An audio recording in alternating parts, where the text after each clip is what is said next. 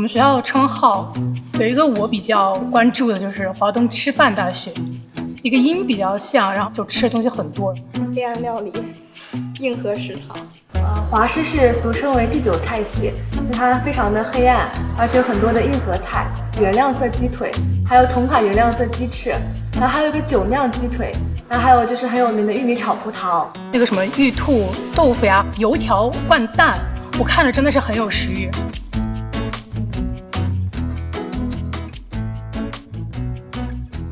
黑暗料理嘛，就是个有的什么同学们，他们肯定是他们有文化的人嘛，他跟那个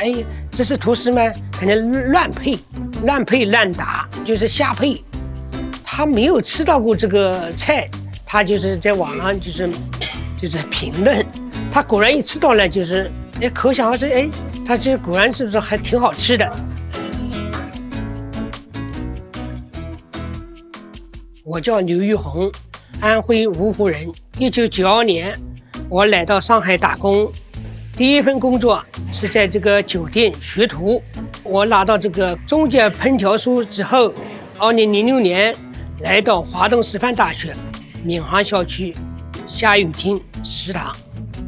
网上流行的嘛，就是个我2013年我创新了一道葡萄炒玉米。这个13年一个暑假，我偶然到菜市场去买菜，看到这个葡萄正式上市的时候，它很新鲜，我这个跟玉米炒在一起试试看。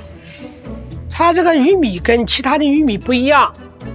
其他的玉米吃起来很老，我们这个是水果玉米，它的粒子小，吃起来水分多，它搭配没有相克，我一试就成功了，其实试的很少，吃了2盆。有了一天我是休息天，那么他打电话来的，这个菜还有吗？果然就是欢迎了这一道这个玉米炒葡萄，果然就红了。那时候不是买很多很多的，那有的同学讲呢，他说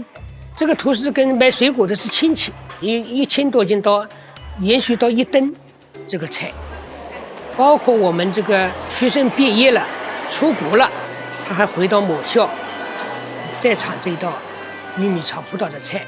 自从我这个玉米炒葡萄了呢，人家说中国第9大菜系，就是发明人在这个华东师范大学。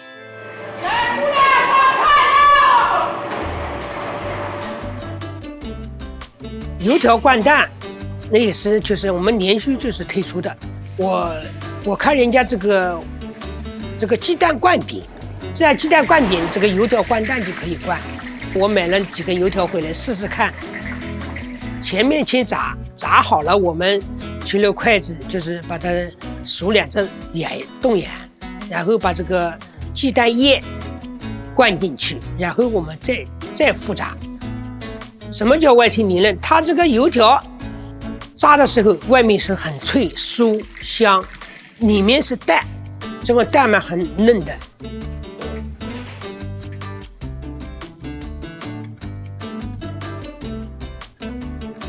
玉兔爬山鲜，就像豆腐跟肉堆起来，它像一个山一样。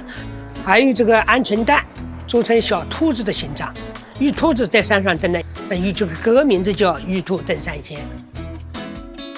豆腐嘛是很嫩的，肉嘛很滑的，滑溜的。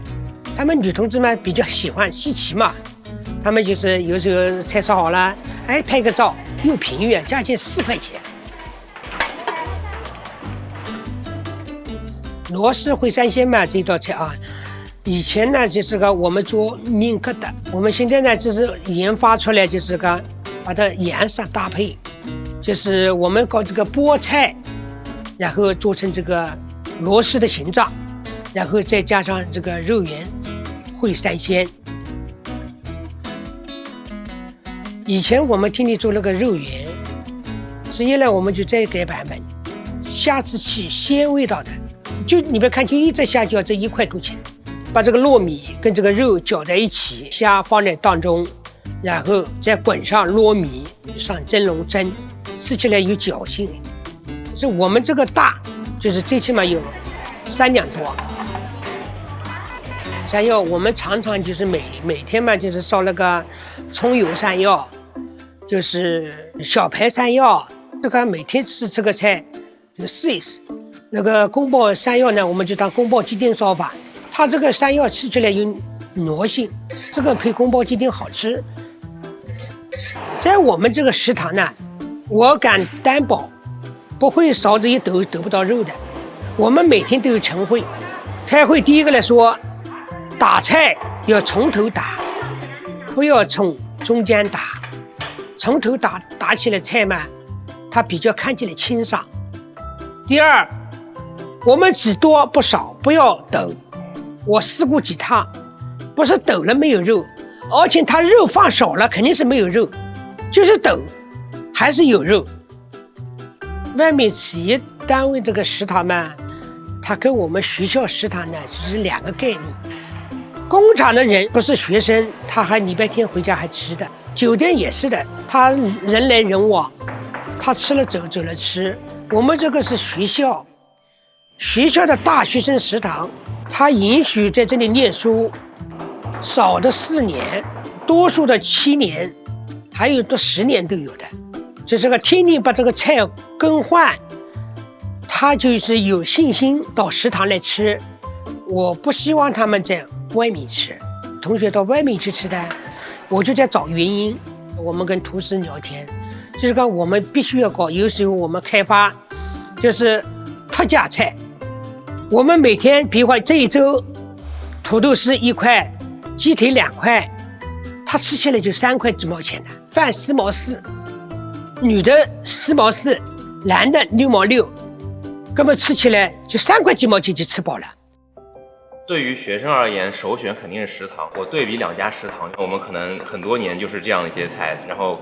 包括各个柜台卖的菜相对更固定一点。华师有一点比较好的，我觉得是一个是实惠嘛，还有一点就是我觉得他们的大厨还是比较喜欢创新的。大学生总体食堂来说还是比较单调的，本身它定位不是特色菜或者创意菜，它还是一些比较家常的菜。所以如果你在一堆什么青菜萝卜里面突然爆出了一个，它就能吸引全校的目光，吸引学生那种好奇心跟新奇的感觉。就是大家都说那个爱在华师大，吃在同济嘛，但其实我觉得爱跟吃是统一的，就是爱和吃都可以在华师大，就是因为大厨对于这样一些菜品投入了很多爱意，所以说才能让我们吃得很好。我在食堂待了14年了，学生来来回回的换。这学生呢，都是来自五湖四海的，就是远离家乡，离开父母。他们这个念书是很不容易的。我的讲呢，就是将来他要出去找个好的工作，事业有成，保卫国家，保卫黄河。